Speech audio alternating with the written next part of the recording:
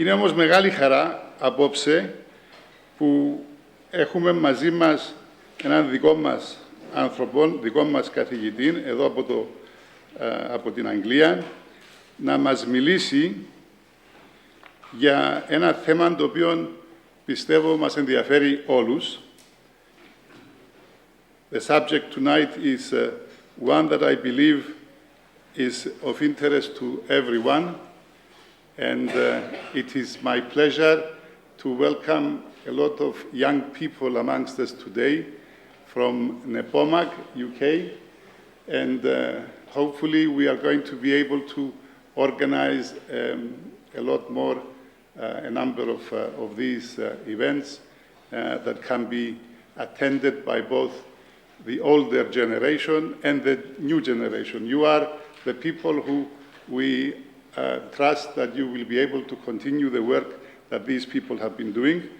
So today, for the 9th year, as I said at the beginning, the Greek Cypriot Brotherhood, in cooperation with the University of Cyprus, is organizing a lecture like it has been for many years, and some of us have attended all of them, and we have received our PhDs, and we are now starting different PhDs. So welcome. The subject is Cyprus, United Kingdom, how special a relationship, why Cyprus matters so much to the United Kingdom. The lecture will be given by Dr. Klearchos Kyriakides, one of our own people, as I said at the beginning. He's a senior lecturer and non-practicing solicitor, School of Law, University of Hertfordshire, the Haviland Campus, Hatfield.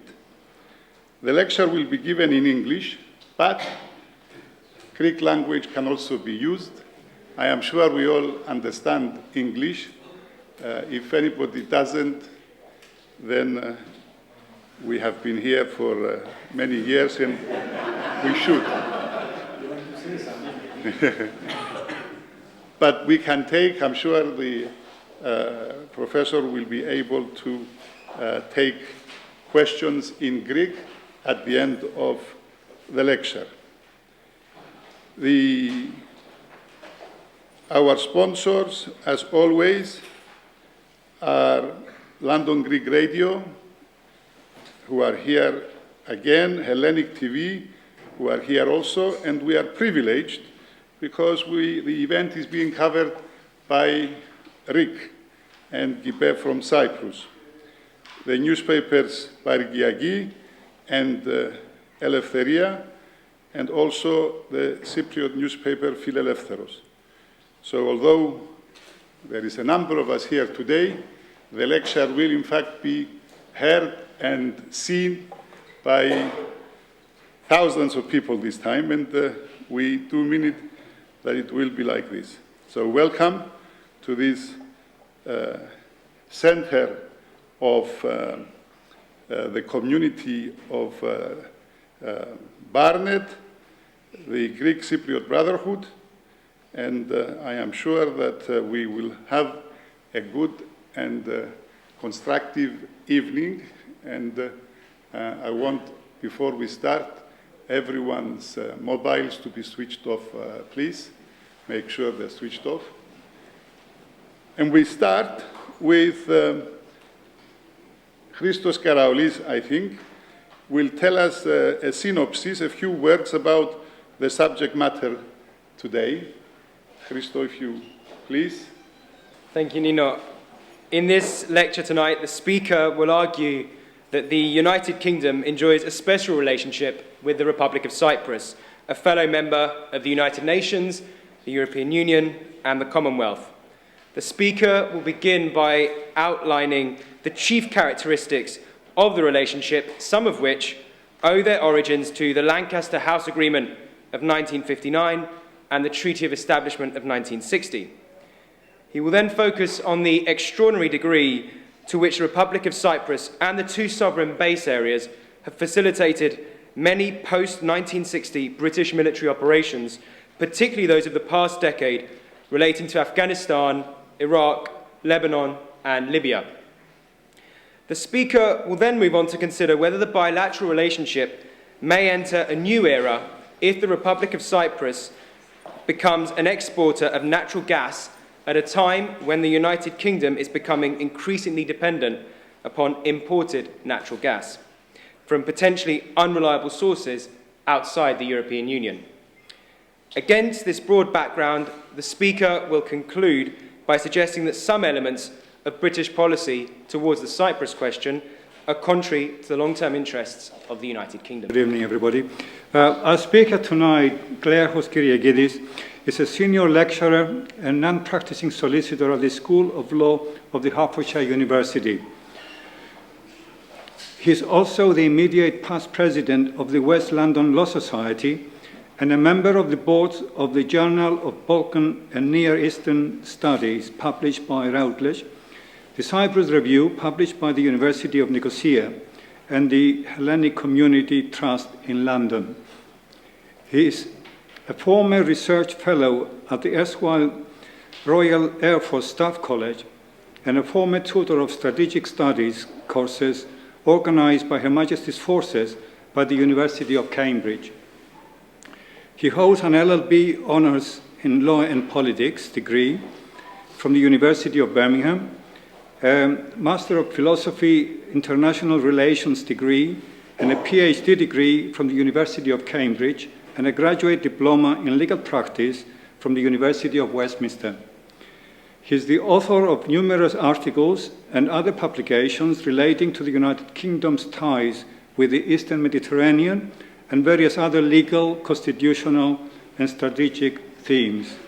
Ladies and gentlemen, our speaker tonight, I'm most grateful for those warm words of introduction. As you could hear, I was a student at 3 universities spread across 8 years, and the students who are here this evening should remember my words tonight. Your student years are the best years of your life, so enjoy them. Although the years afterwards can be quite good as well. I'm going to hopefully address you this evening on the special relationship which the United Kingdom enjoys and sometimes endures with the Republic of Cyprus. I'm going to say rather less about how the Republic of Cyprus endures and sometimes enjoys a special relationship with the United Kingdom. So my focus is very much going to be on the United Kingdom and how it benefits from what I would refer to as a special relationship. It's a rather unequal special relationship. It's, of course, loaded in some respects in favour of the United Kingdom in view of the history of the Republic of Cyprus, but it's nonetheless a special relationship in its own particular way. Now, before I move on, I don't normally use these ghastly slides, but I've prepared a few to this evening on PowerPoint, and as a plan B, I've brought along, of course, our Chancellor doesn't even have a plan A, let alone a plan B, if you follow the politics. I brought a plan B, which is the notes in hard copy form in case this machine doesn't work. So let's hope we can, hopefully it will work. Right, I'm going to do 4 things over the next 45 minutes. I'm firstly going to outline the history of the relationship between the United Kingdom and what I would describe as the island of Cyprus, both pre and post-1960. I'm secondly going to draw attention to some of the key reasons why Cyprus matters so much to the United Kingdom. I'm then going to focus more especially on the enduring strategic importance of Cyprus to Her Majesty's forces, UK defence policy, UK expeditionary strategy, UK intelligence gathering, and the United Kingdom-United States special relationship. And I'm going to conclude with a few thoughts as to the potential impact of 2 developments. One is the potential availability of natural gas in the Eastern Mediterranean, and the other is the potential breakup of the United Kingdom with the secession of Scotland. Now, I'm going to focus on the relationship between the Republic of Cyprus, which was established in 1960, and the United Kingdom, which was established a bit further back than that. But the modern starting point for this relationship, if we exclude Richard the Lionheart and Berengaria and his adventures on the island, the modern starting point of the relationship is 1878.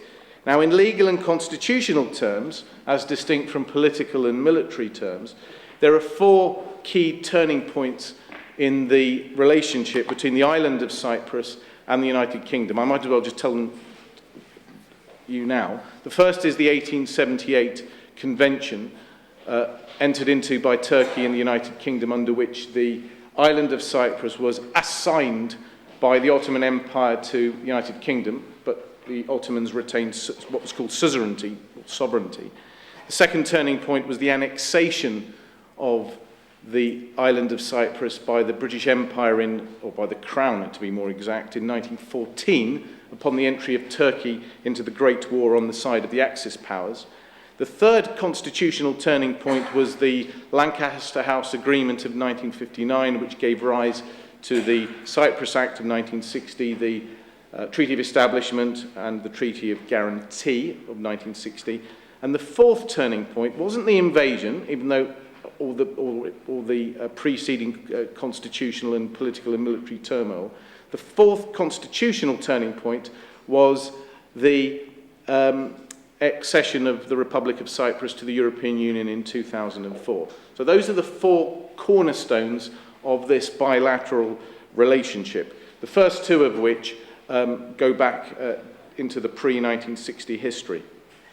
Now, in 1878, I don't want to say too much about this, but in 1878, Benjamin Disraeli, the Earl of Beaconsfield, took the decision to seize control of Cyprus with the consent of Turkey, and this was just a few years after the opening of the Suez Canal in 1869. And if you look at history, whenever there's been a major development in Egypt, there's often a major development in Cyprus within a short chronological span. And the acquisition of Cyprus by Disraeli in 1878 was inextricably tied to the opening of the Suez Canal, and more broadly, the Turkish relationship with Russia at the time. The idea behind the acquisition partly lay in giving British military forces a base in the Eastern Mediterranean.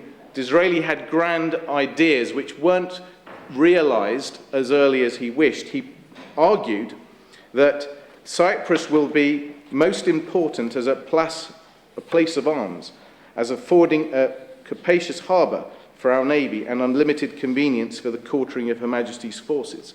That was the plan. The idea was to turn Famagusta port into the centrepiece of the Royal Navy's activity in the Eastern Mediterranean. But guess what? The United Kingdom didn't have enough money to invest in the port of Famagusta, so Cyprus became a sleepy backwater. And in any event, in 1882, the British occupied Egypt, and they had access to the port of Alexandria as well as the Suez Canal. So the need for Cyprus as a naval base was diminished accordingly, and Famagusta remained as a relatively small port in British imperial designs. Let me just leap forward then to 1914. The United Kingdom annexed Cyprus, and what that meant was that the United Kingdom obtained sovereignty over the island of Cyprus. This was before Hitler and Mussolini made annexation a bad word in international terms, and it's been cast into the dustbin of history by the United Nations Charter.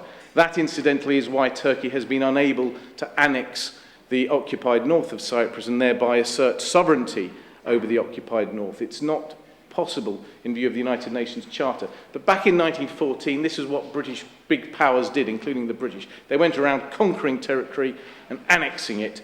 And the constitutional source of the title that the United Kingdom asserts over the two sovereign base areas goes back to 1914, even though the 1920 arrangements affected British sovereignty over the sovereign base areas. The source goes back to 1914 and the Annexation Order in Council. So that's a very important backdrop to what occurred in the 50s. Now, I needn't go into the history of the conflict. I just want to focus on the key constitutional and legal and strategic implications of what occurred in the 50s. We ended up with a Lancaster House Agreement down the road next to Buckingham Palace. On the 19th of February 1959, we all know the facts. The British, the Greeks and the Turks cooked up a deal behind the scenes, and then they presented it to the leaders of the Greek Cypriot and Turkish Cypriot communities and told, take it or leave it.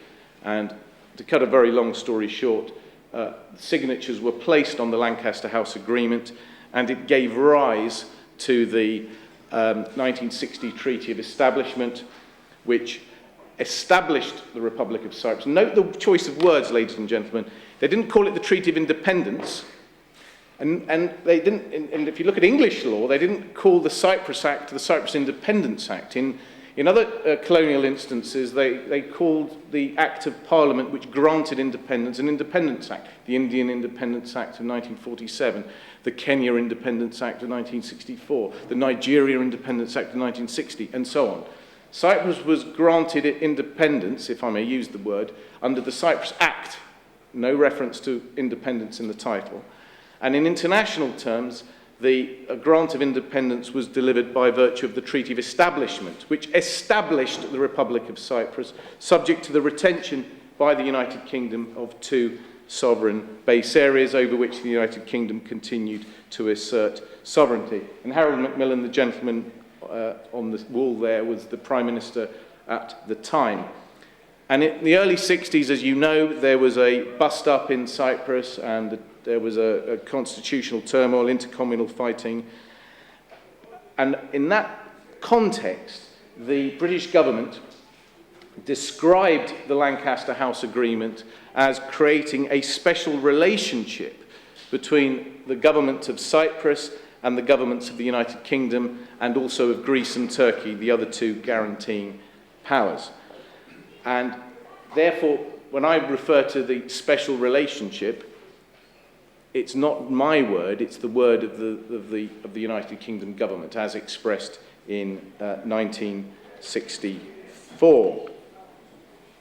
And as we know from the history of Cyprus, the destiny of its people has never really been properly in the hands of its people. And if you read, as I did, the speeches given in the House of Lords and the House of Commons at the time of the Zurich-London Agreements of 59 and independence in, I don't like calling it independence, the establishment of the Republic in 1960, you realise that this was a political fix designed in places such as the Dolder Hotel in Zurich, which I visited, and the Foreign Secretary's residence here in Carlton Gardens in London. This was what a retired colonial governor stated in the House of Lords on the 25th of July 1960, just a few weeks before the establishment of the Republic. It, i.e. Cyprus, has always stood, as it were, at the crossroads of destiny, and conquerors going one way or the other have so often made Cyprus a halting place or a jumping-off place.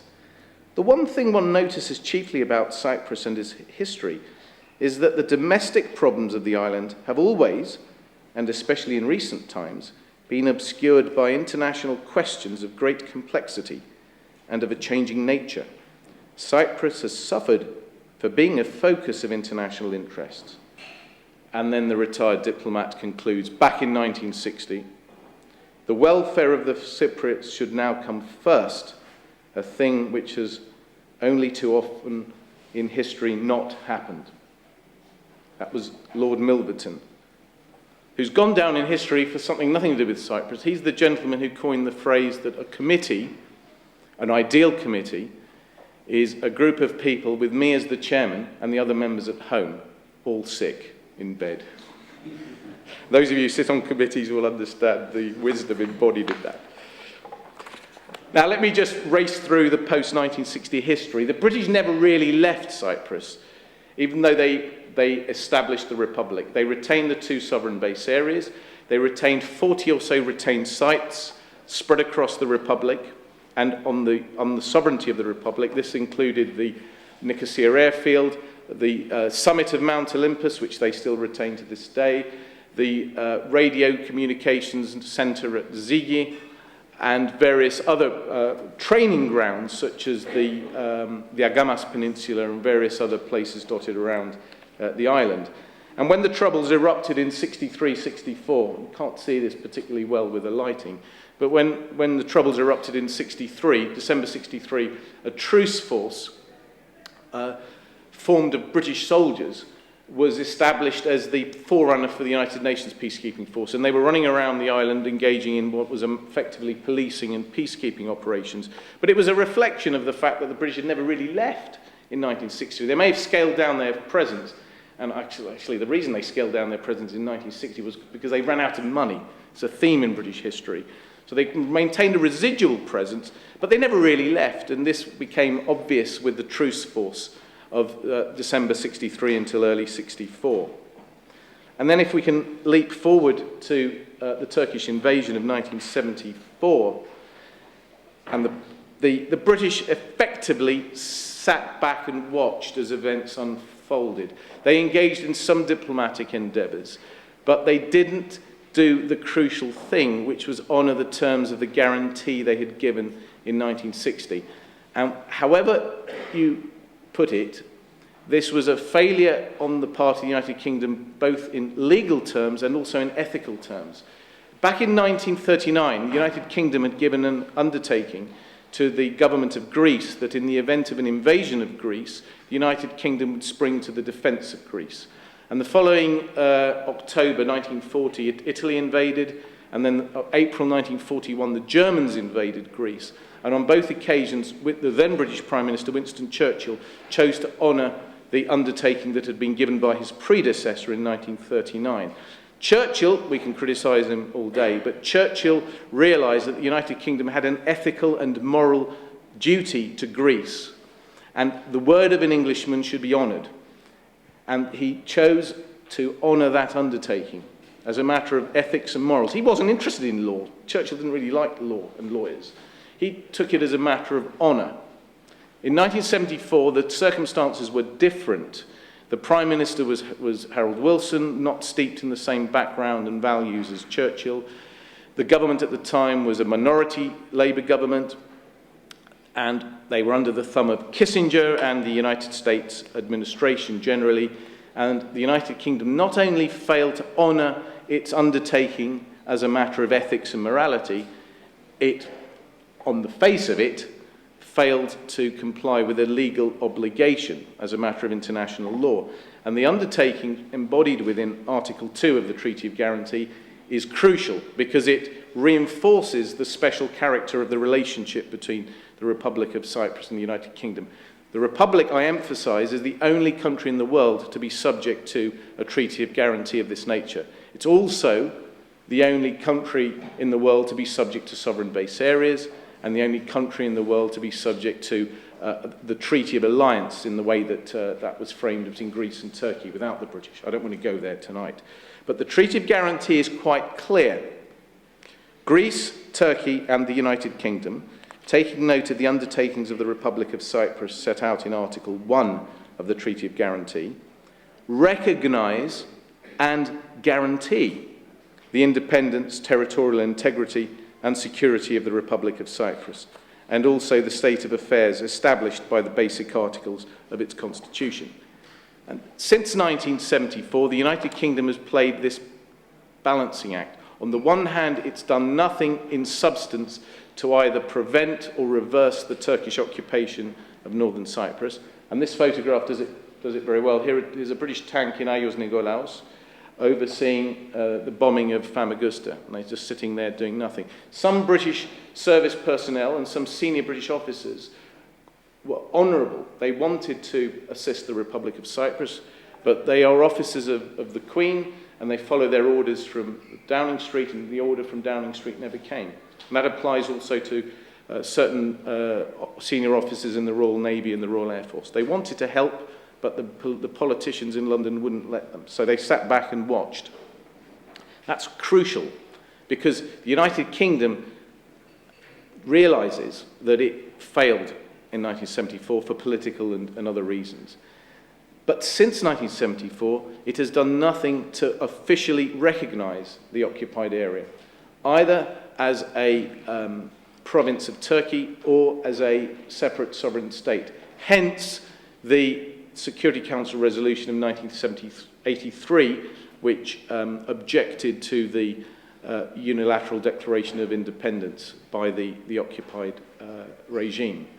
Hence, also, this is important, the attitude of many courts in the United Kingdom which have chosen to take account of the Treaty of Guarantee, even though it's an international treaty, in matters of domestic English law. And the great case on that is the Apostolidis and Orams case, in which the Court of Appeal chose to take account expressly of the undertaking here, and the judgment of the Court of Appeal was followed on from that.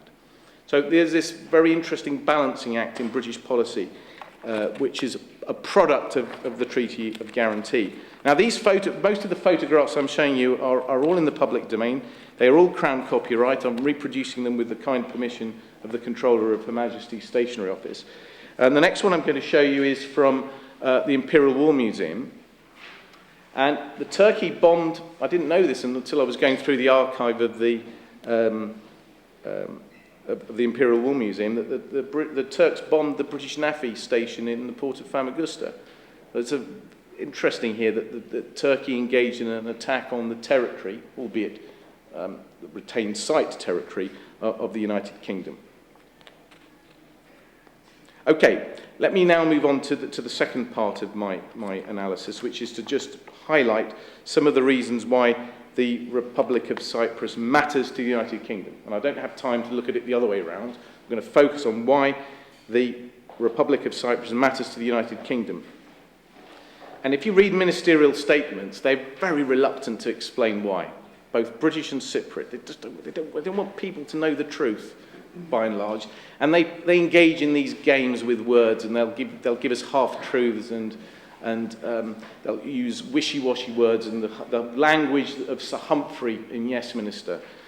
But every now and again it slips out. And if you remember David Davis, he's a very independent-minded member of Parliament. He was a Minister of State in the Foreign Office in 1994, and he was one of the very few British ministers to state publicly why the United Kingdom depends so heavily upon the Republic of Cyprus. This is what he said in the House of Commons in December 1994 when he was a minister in the Foreign and Commonwealth Office. Cyprus is important to the United Kingdom. Our countries are bound by a shared history and personalities and common political interests. Our common history gives us shared values and outlooks, and we are bound together in the Commonwealth, and I might add now the European Union. Cyprus is one of the major British tourist destinations, and the integration of Cypriots in Britain, especially here in London, proves the closeness of the relationship. It is also fair to say that this is the bit that they don't normally say, and if those of you who heard David Livington give the lecture at the House of Commons last year, he missed this out, and I drew it to his attention in the question and answer section. It is also fair to say that our two sovereign bases in Cyprus are strategically important to Britain, as was demonstrated clearly during the Gulf War of 1990 to 91. That was when Iraq invaded Kuwait, and the British, with the Americans and others, sprang to the defense of Kuwait in a proper international operation with United Nations backing, and that operation hinged upon the availability of Cyprus. Now, I'm going to talk about expeditionary operations in a moment or two. Let me just flag up some of the reasons why Cyprus matters. Now, I hate statistics because I don't know if I can rely on them, especially if they're official statistics, but let me just throw some ideas at you. Cyprus matters because whenever a British Prime Minister sits with a Turkish Prime Minister, Cyprus crops up. Same thing happens when the British Prime Minister sits with a Greek Prime Minister. When the British Prime Minister sits with the Israeli Prime Minister now, I've got no doubt that Cyprus is going to spring up. So Cyprus matters in bilateral relations in the Eastern Mediterranean, and occasionally Cyprus crops up in bilateral discussions between the American President and the United Kingdom Prime Minister. I'll move on to talk about military matters in a moment. Here are the statistics. I don't know if these are accurate or not. Here we go. According to the British, the Department of Business, Vince Cable's department, Cyprus has the third largest maritime fleet in the European Union and the largest ship management centre. Didn't know that. Cyprus ranks 46th in the UK Export Countries League table. In 2000, this is from the National Office for Statistics, in 2000, Cyprus was the 8th most popular overseas holiday destination for UK tourists. The only countries more popular were Spain and France and one or two others. In 2009, the largest export partners of Cyprus were Greece, Germany and the UK, so the UK was in third place. In 2009, the Republic's largest trading partners in terms of imports were Greece, Italy and the UK. The UK comes third. In 2005, the 5 largest sources of non-UK EU students for British universities were Greece, comes top apparently, Germany second, France third, Ireland fourth and Cyprus fifth. So our universities rely upon Cypriot students. Then, more statistics. The British government estimates that there are approximately 60,000 British nationals resident in what the British government refers to as the south of Cyprus, and 17 British nationals resident in what the British government refers to as the north of Cyprus. We estimate, the British government says, that approximately half are dual British nationals. Of the UK's 26 EU partners, Cyprus has the 7th largest concentration of British nationals, after Spain, France, Germany and one or two others. The population of the UK includes 63,000 people who were born in the UK. This puts Cyprus in 28th place in the league table. And according to the National Federation of Cypriots, the United Kingdom contains the largest Cypriot community outside Cyprus at approximately 300,000. That's enough statistics, but you gather that this is a country with a very special and intimate relationship with the Republic of Cyprus. So Cyprus matters to the United Kingdom for those reasons, but it matters for other reasons too. And I'm going to just dwell upon the strategic ramifications of the relationship. Now, one reason, in my view, Cyprus found itself in a pickle in the 60s and 70s was that, for various reasons, it ended up outside NATO and at the mercy of the NATO powers, and more especially Turkey. I remember Chris Huhne the other day in Parliament referred to Mr. Cameron excluding us from the deal reached by the 26 of the 27 members of the European Union. And Chris Huhne said, when I was working in Brussels, the European Union diplomats used to say that if you're not around the table negotiating, the risk is that you'll end up on the menu. That little principle might be applied to Cyprus in the 60s and 70s. It was excluded from the table, or chose to be excluded from the table, depending on which way you view it, you view the history, and it ended up being carved into two, like a turkey at Christmas. If that's not a terrible analogy, which it is. The point is that Cyprus was outside the NATO alliance. It also chose to be a member of the non-aligned movement, a toothless political organisation with characters such as Fidel Castro and Colonel Gaddafi and other dignitaries of the International School of Human Rights on its panel of members.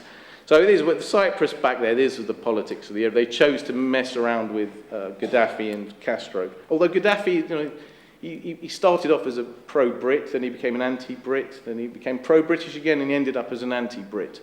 So I mean, history teaches us that politicians make mistakes, and they often jump into bed with the people they shouldn't.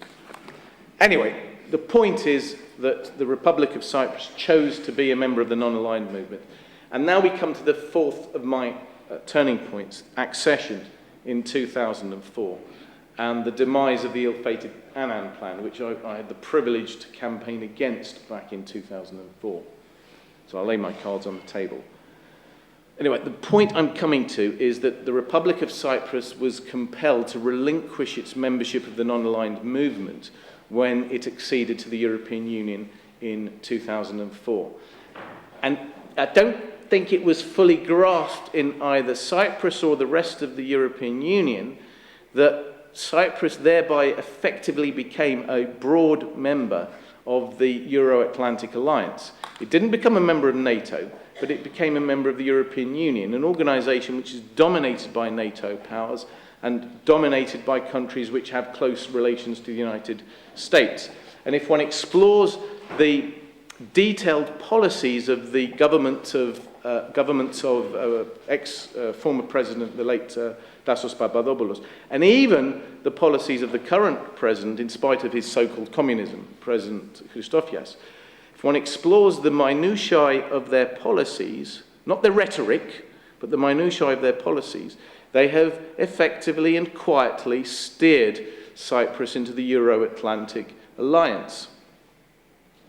And potentially now, with this growing relationship with Israel, Cyprus could be drawing itself into the compass of the United States, United Kingdom special relationship and the special relationship between Israel and the United States.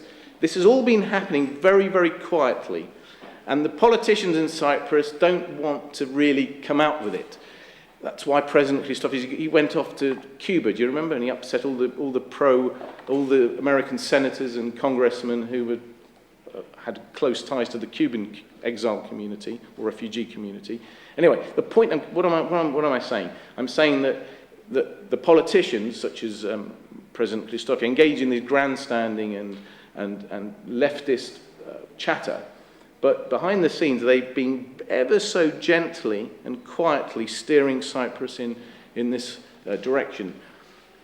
Even back in the 60s and 70s, the Republic of Cyprus engaged in a cooperative relationship with the United Kingdom. So let me now move to the third of my four objectives, which is to focus on the relationship between the United Kingdom and the Republic of Cyprus in relation to strategic matters. Now, this is a wonderful map from the Ministry of Defence, from Crown Copyright, and it demonstrates, I want to make 2 points here. The first is that the Republic of Cyprus and the sovereign base areas together constitute a vitally significant British military base. The British do not just have military bases in Cyprus. The British retain the island of Cyprus as a British military base, and they have done since 1960. My second point is that the Cyprus base is of crucial importance to British expeditionary strategy, as proven by Iraq, Afghanistan, Lebanon and Libya in the last decade. Now, let's go back to 1960. What the British retained were the two sovereign base areas, Agrogiria Episkopi on the west and the Gelia and Ayos Nikolaos on the east. The United Kingdom retained sovereignty over those two base areas. What they also did was they retained these sites dotted around the island. They've retained about 12 of the 40. So today they only have about 12 left, but they include Zigi, Mount Olympus, and Nicosia. And they don't use Nicosia airfield in the way that they used to. The UN British peacekeeping deployment is at Nicosia airfield. So the British have the retained sites. They also have these training areas that they use for military exercises. And what they also have, crucially, this is absolutely crucial, under the terms of the Treaty of Establishment, the United Kingdom reserves the right to use the ports of the Republic. They have the right to drive upon the roads of the Republic, and they have the right to overfly the airspace of the Republic. It never left in 1960, and whenever I read in textbooks that the British granted independence or withdrew from Cyprus, I always think that is not true. They didn't withdraw, and they didn't grant what we would call proper independence. And you'll notice the Minister of Defence and Her Majesty's forces, they use the word occupation to refer to the north of Cyprus. You see it, even Ministers of Defence use the word Turkish occupied area. And you see this map which appears on the Minister of Defence website. You don't even see the green line snaking. I don't think you can see the green line. It's, they regard that as an occupied area, not just in terms of law, but also in terms of, in a military sense. That is an occupied area, because the United Kingdom, in an emergency, could overfly the territory of the north if they wanted to. They could use the port of Nicosia if they wanted to, especially if they needed to reinforce the intelligence base at Ayos Nikolaos. So that's a very important point, and I've noticed this over the years. The Foreign Office says things that will not upset Turkey, and ministers of defence will say things which won't upset the armed forces. There's a very interesting dynamic there. We tend, as Greek Cypriots or as Brits of Greek Cypriot origin, to focus on what the Foreign Office says, but when we tend to overlook what the Secretaries of State for Defence say. But there is this sort of subtle distinction between the two. Anyway, that's the point. And you notice this, these things going around. It demonstrates the point I'm making, that the British Armed Forces regard Cyprus as a base. They don't just regard themselves as having bases in Cyprus. Now, I want to make a point here. There are two concepts from military terminology that I want to emphasize at this point. One is the concept of basing, and the second is the concept of deployment. The British forces that are stationed permanently in Cyprus are based in Cyprus. The ones that you see at Episkopi and Digelia, they are based in Cyprus. They are not on deployment in a military operation. The ones who are in Nicosia Airfield, unless I'm mistaken, are on deployment because they're deployed as part of the United Nations peacekeeping force. But the point I want to really emphasize is that the forces that you see in Cyprus who are permanently there are based there. And that's quite important. You see from here the limitations of the Western Sovereign Base Area. That's the port facility that the British had at Agrodiri back in 1979. I'm not sure if it's expanded. But you can see why they reserve the right to use the port of Limassol, which they do, because of the limitations of Agrodiri as a naval port. The Royal Marines, of course, are part of the Royal Navy. They use Cyprus for training purposes, and there's a very good example going back to, that's earlier this year. And I want to say at this point, as we all know that the United Kingdom forces are being cut to the bone. So I sort of enter that caveat at this moment. The British forces are stationed at the Gelia. This is another photograph from 1974. They're stationed at the Gelia and Episkopi. Here's a photograph that reinforces the point I've just made. These were British soldiers on a training exercise in 1963 in the Gerinya Mountains. So they used to use Argamas, they used to use the Gerinya Mountains. Princess Anne visited the military bases in 2005. Signals intelligence is of crucial importance to the US-UK special relationship. And what the British have at Ayos Nikolaos is an intelligence gathering centre. And I understand they have a similar facility on Mount Olympus, which is over the horizon, so they can go around the curve. The scientists here would probably attack me for what I've just said. I've got my terminology wrong there. But there's over the horizon radar and intelligence gathering facility. That's what the Royal Signals are in Cyprus for. And then we come to the jewel in the crown, which is the Royal Air Force Station at Agrodiri. So not only do the British have this peninsula under their sovereignty, but they retain the airfield at Agrodiri, which I understand is the largest Royal Air Force base outside the United Kingdom. And at Agrodiri, this isn't a U-2 from Agrodiri. I couldn't find an official photograph of one, but the United States Air Force deploys or rather has a detachment based at Royal Air Force Agrodiri. I understand. It's very difficult to extract details on that. But as I understand it, the Americans, back in 1994, there was an official acknowledgement in the House of Commons. And there was an implied acknowledgement in July of this year in the House of Commons. Now, the air power that the British are able to project from Cyprus depends upon the Republic of Cyprus in some respects. The air traffic control of the Republic interrelates with the Nicosia Flight Information Region. And because the Republic of Cyprus inherited the Flight Information Region powers of the old colonial government, the Republic of Cyprus ended up with a whopping great flight information region in the Eastern Mediterranean, which you can see on that map. So whenever, this primarily affects civil aviation, but military aircraft going in and out of Agorodiri, I understand, have to cooperate with the civil aviation authorities of the Republic of Cyprus. So there is a symbiotic relationship between the sovereign base areas and the Republic of Cyprus government. And since 1960, successive Republic of Cyprus governments have chosen to honour their undertakings under the 1960 Treaty of Establishment and the 1960 Treaty of Guarantee. Under the 1960 Treaty of Guarantee, not only is the United Kingdom a guarantor of the Republic of Cyprus, but the Republic of Cyprus, Greece and Turkey are guarantor powers in relation to the sovereign base areas. And this is where the unequal relationship comes in. But the Republic has chosen to cooperate with the United Kingdom. It's a very important principle that the Republic has chosen to adopt. Egypt threw out the British. This is why they ended up in Cyprus. The Palestinians threw out the British in the days of Mandate Palestine. The Libyans threw out the British. The British withdrew voluntarily from Greece in the late 40s because they ran out of money.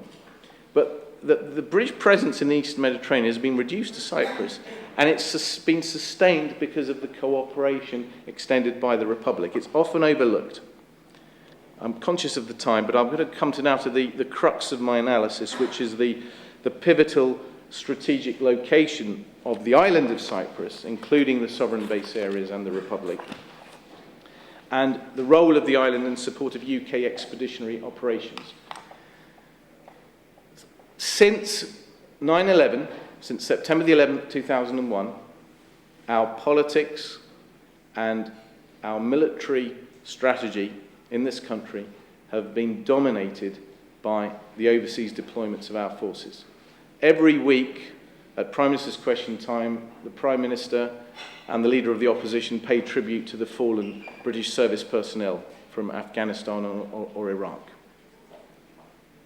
What is not acknowledged and certainly not publicised either by the government of the United Kingdom or by the government of the Republic of Cyprus is that those overseas deployments have hinged upon the Republic of Cyprus and the sovereign base areas, together with Egypt. And that's a really important point. We who live in this country and interact with the political system in one way or another really ought to emphasise that. British expeditionary strategy hinges upon the cooperation extended by the Republic of Cyprus to the United Kingdom. British would be, well, it would cost them an awful lot more if they had to rely on other countries, and they would be at the mercy of political decisions taken by foreign governments. And we saw in 2003, not that I campaigned against the invasion of Iraq, as well as campaigning against the Annan Plan a year later. In 2003, when the British and the Americans sought permission from Turkey to overfly Turkey in order to mount an invasion of northern Iraq, the Turks said, "Go away. We don't want to upset Saddam." And therefore, they had to use the southern route. They had to use, the Royal Navy had to go through Cyprus en route to the Suez Canal, and the Royal Air Force aircraft did likewise, stopped in Cyprus, then crossed into Egypt. And that's been happening ever since 2001. So let's begin with Afghanistan, which began in late 2001. Here's a very good photograph from 2009, which demonstrates that many British forces engage in training exercises in Baramali, the Baramali training area, en route to Afghanistan. And you only have to look at a map to understand why Cyprus is so crucial to Afghanistan and also Iraq. Now, go back to 1878, when Benjamin Disraeli wrote to Queen Victoria to support his decision to occupy Cyprus, he described Cyprus as the key to Western Asia. The implication of that was that Egypt was the keyhole. And nothing has changed. This is one reason why we decided to prop up Mubarak.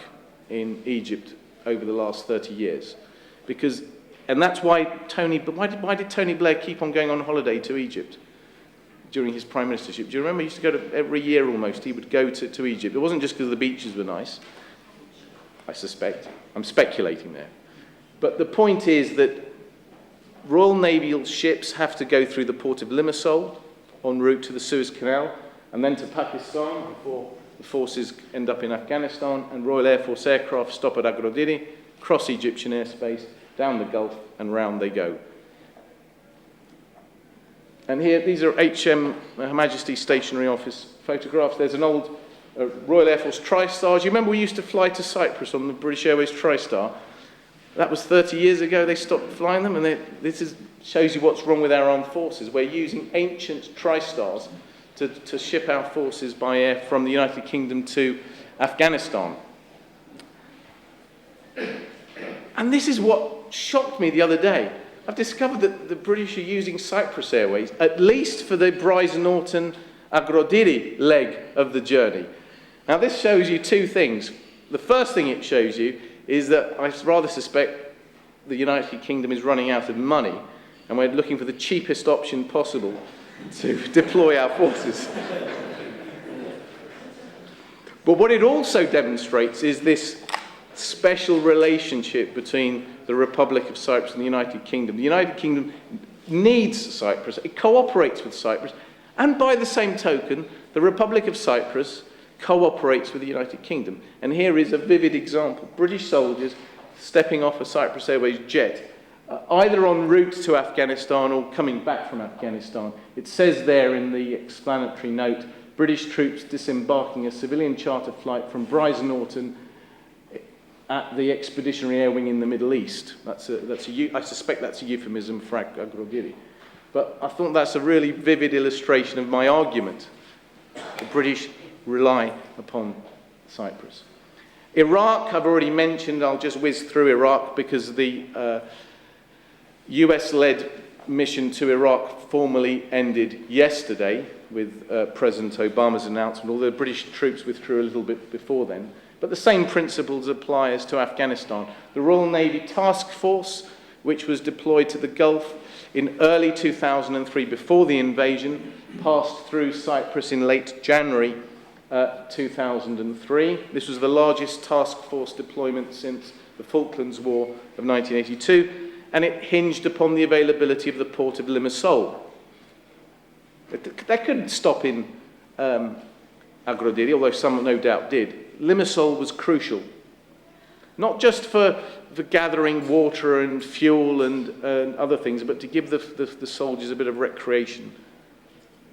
The Royal Marines engaged in training exercises, amphibious landing operations. Remember, the British ended up in Basra on the south coast of Iraq. So Cyprus was very helpful for amphibious landing training. And Agrodiri played a crucial role, not as a bombing base, but for air-to-air refueling. And these are the VC-10s, which were used at the time for air-to-air refueling. So that's Iraq. Now, every now and again in the Middle East, and I'm going to try and finish by 1:15, I'm very conscious of the time, there's an eruption of conflict, and a good example was 2006.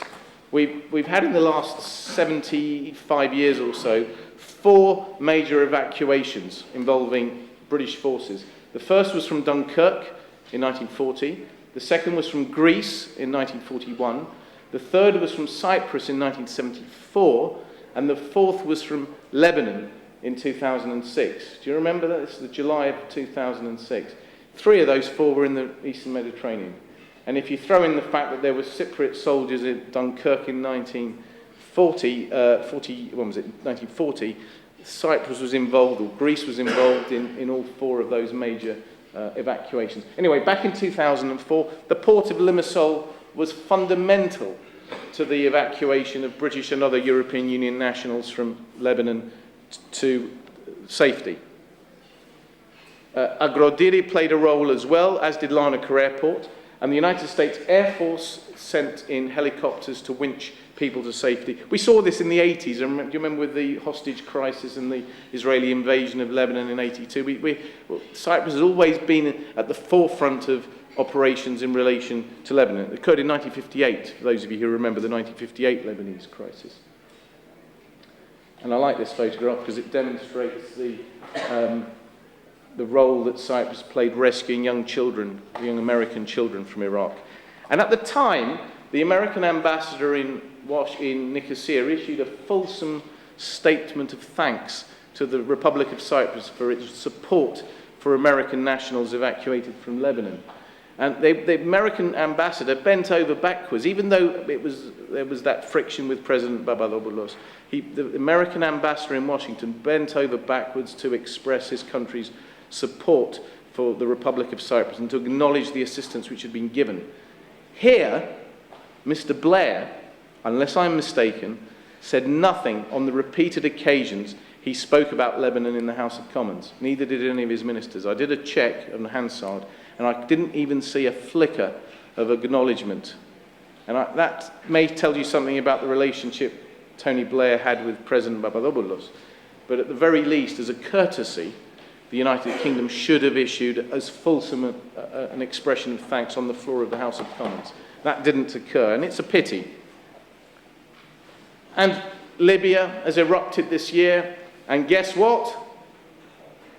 Cyprus has been at the forefront of the mission. Indeed, the British military headquarters or part of the British military headquarters was based at Agrodiri. And I have no doubt that the Republic of Cyprus's Flight Information Region and civil aviation authorities had a role to perform as well. And I understand Qatari aircraft flew in and out of Cyprus through Larnaca Airport, unless I'm mistaken.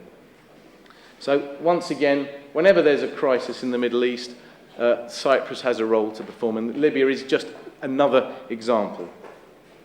And here are some more photographs.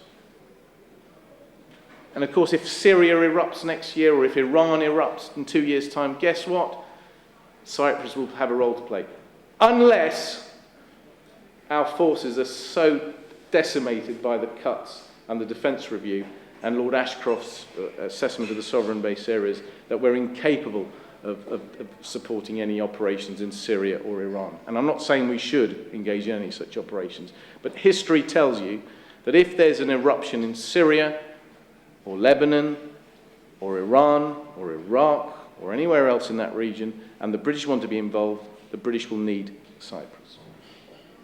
And there's a rather interesting interview with the commander of British Forces Cyprus, Air Vice Marshal Stacey, in which he gave to BFBS in October, and he fully acknowledges what he refers to as the location.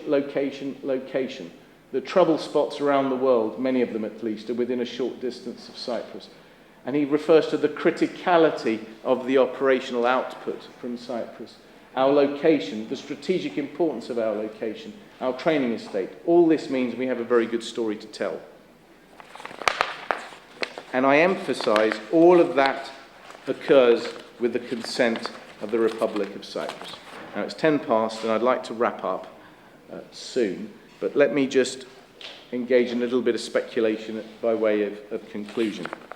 The Republic of Cyprus is potentially, who knows, on the verge of becoming a producer of natural gas. That's up in the air. We're not yet sure as to how that will play out, or indeed how the emergence of Israel as a producer of natural gas will play out. What is unquestionably the case is that the Republic of Cyprus is favourably located in relation to the pipelines which are springing up in Central Asia, leading into eastern Turkey and elsewhere in the region. So if there's any, I noticed this is from the American Energy Information Administration, part of the US government. I noticed there's a proposed pipeline snaking its way across Afghanistan. It's quite interesting, that, isn't it? Makes you think. And there's also one across Iran. The point I'm coming to is that this area is fraught with difficulty. China is a global power. There's all sorts of speculation that there may be friction between the Americans and the Chinese in the years ahead.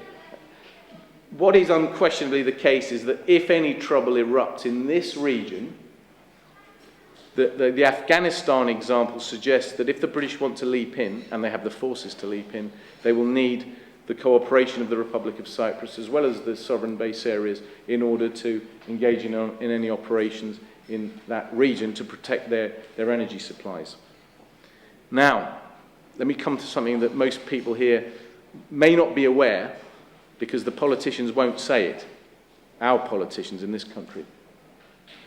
In the last 20 years, the United Kingdom has developed from a net producer of natural gas to being a net importer of natural gas.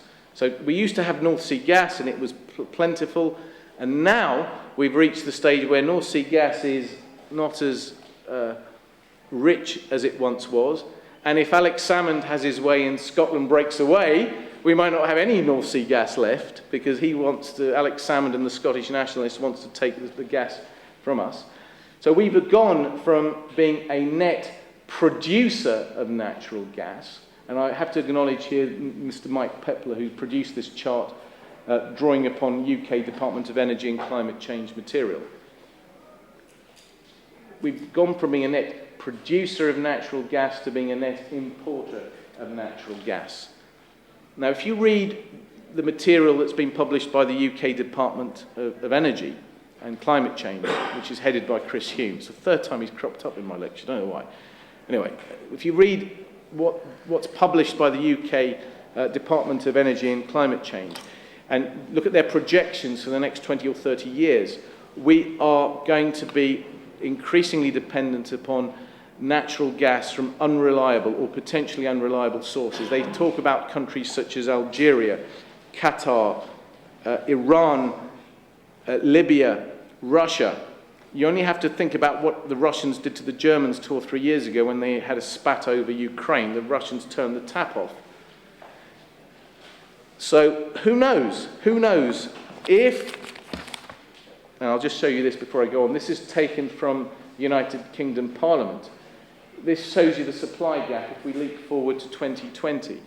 We are going to become increasingly thirsty for natural gas as the United Kingdom. So I would suggest that it is in the economic interests of this country for the Republic of Cyprus to become a producer of natural gas. And I would go one step further, and I would suggest that it would be in the economic interest of this country to acquire some of that natural gas to enable us to have electricity. Look how much electricity we're using tonight. To enable us to have natural gas into the long term. But what did Mr. Cameron do last week? He kept himself out of the 26, or the 27 as it would have been had he leapt in. And I am speculating here. I rather suspect that because the rest of the European Union has the same energy problems as we have, that the Republic of Cyprus is going to come under pressure from the French and the Germans and the Italians to give them priority over the British when it comes to exporting natural gas, if indeed the Republic becomes an exporter of natural gas. And I'm not a fan of Mr. Cameron, and I'm a bit of a Eurosceptic myself, but it's often better to be, shall I use it? I might as well. President Johnson's phrase, it's better to be inside the tent pissing out than outside the tent pissing in, which is where we've ended up. That's President Lyndon Johnson's phrase, not mine. And this demonstrates that the United Kingdom Republic of Cyprus special relationship may be evolving, it may come undermined if Cyprus now falls under the wing of the Germans and the French. And I rather suspect that the dynamics of this bilateral relationship may be influenced by the French and the Germans as time goes by. I just want to say a quick word about the Cyprus question. I didn't want this lecture to be hijacked by the Cyprus question, because that's it. The essence of British policy towards the Republic of Cyprus is fundamentally incompatible with mainstream British values and mainstream European norms. The Treaty on the European Union, which binds the Republic of Cyprus and the United Kingdom, promotes equality, promotes non-discrimination, promotes the rule of law, promotes democracy. Those values are reflected in the law that we benefit from. I was last year elected to represent the solicitors in West London. My race or religion had nothing to do with it. What mattered was my experience, my education, my qualifications, and my character. That's what matters, and we benefit from it in this country. So many of you have succeeded in the field of activity that you work in because of your character and your ability, not because of your race or religion. And the students here, if you can all succeed in this country, whatever its faults, you can reach the top in spite of your race or your religion. What matters is your education, your experience, and your character. And we're going and building a constitutional settlement in Cyprus based upon the segregation in the deep south of the United States, where people were herded into rooms depending upon which colour was plastered across their skin. We're going back to the Nuremberg race laws, where people were treated according to their religion. If there's a bicommunal, bizonal Cyprus, you can't reach the top of northern Cyprus politics unless you will be a Turk. And you won't be able to reach the top of southern Cyprus politics unless you're a Greek. That is antithetical to European values, European norms, and British values and British norms. I cannot emphasise that enough. So the whole basis of British policy and the whole basis of the negotiations is defective, it's legally questionable, and it's morally and ethically bankrupt, in my view. And it's also dangerous for this country. It's dangerous for this country for two reasons. Firstly, because if there's a fragmentation of the Republic of Cyprus in the way envisaged, who's going to benefit? Scotland, that wants to promote the idea of secession and constitutional fragmentation. As things now stand, if Scotland, and I've given you an article where I explore this point, as things stand, if Scotland applies to the European Union to become a member as an independent state, the Republic of Cyprus, what's it likely to do? Veto or accept? As things currently stand. The Republic, in my view, is likely to veto, together with the Spanish, in case it establishes a precedent for the occupied area to use in the future. What if there's a settlement? There's going to be gridlock in Nicosia over whether to accept or reject the application of Scotland to either join the European Union or stay within the European Union. That's going to be one of the interesting questions. So the Scots will benefit from this settlement, and the United Kingdom will be at risk of fragmenting as a result of it. But I will also go one step further and suggest that we are at grave risk in this country and in other countries in the European Union of seeing Sharia zones emerging. If you read some of the speeches and works of the Islamists and who proliferate, not Muslims, I choose my words carefully, Islamists, they're calling for the establishment of Sharia zones. Sharia zones. I wonder whether they've been following Cyprus and have taken the idea of bizonalism. And I wonder whether they will try and use this as a precedent to apply in the Netherlands, in Luxembourg, in Belgium, in Denmark, in Sweden, and in the United Kingdom. This is a very dangerous path we're going down, because if you look at the definition of a Turkish Cypriot under the 1960 constitution, a Turkish Cypriot is defined as being a Muslim or some other, or somebody who affiliates themselves with Turkishness. The same applies to the definition of a Greek Cypriot. It's a Greek Orthodox Christian or somebody who associates himself with the Greek Cypriot community. So the essence of the Turkish Cypriot constituent state, to use the Annan Plan terminology, is a Muslim constituent state. And the essence of a Greek Cypriot constituent state is a Greek Orthodox constituent state. So if we follow British policy, the British will suffer enormously.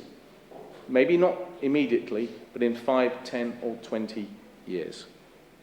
Enough of the Cyprus question. I end where I began with Lord Milverton.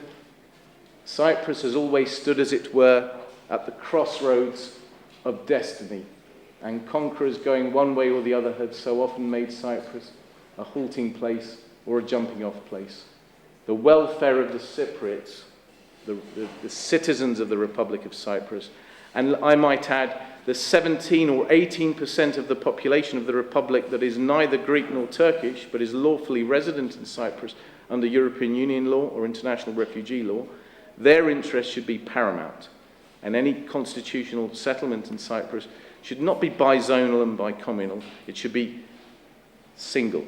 We should have one community in Cyprus of various different ethnic strands, not two communities. Because there are no more two communities. The World Bank the other day published a report that singled out, pointed out that the population of the Republic consists of a migrant and non-Cypriot population which has reached the magic number of 18%. 18%. How can we talk about two communities in Cyprus when 18% of the Republic consists of lawful residents who have reached that magic figure of 18%? So we're seeing the emergence potentially of a second Cyprus question involving the 18% who are being shut out of the negotiations and are potentially going to be subject to discrimination. So, I conclude where I began. The United Kingdom enjoys and sometimes endures a special relationship with the Republic of Cyprus. And the Republic of Cyprus endures, but sometimes enjoys, a special relationship with the United Kingdom. And on that note, I shall close.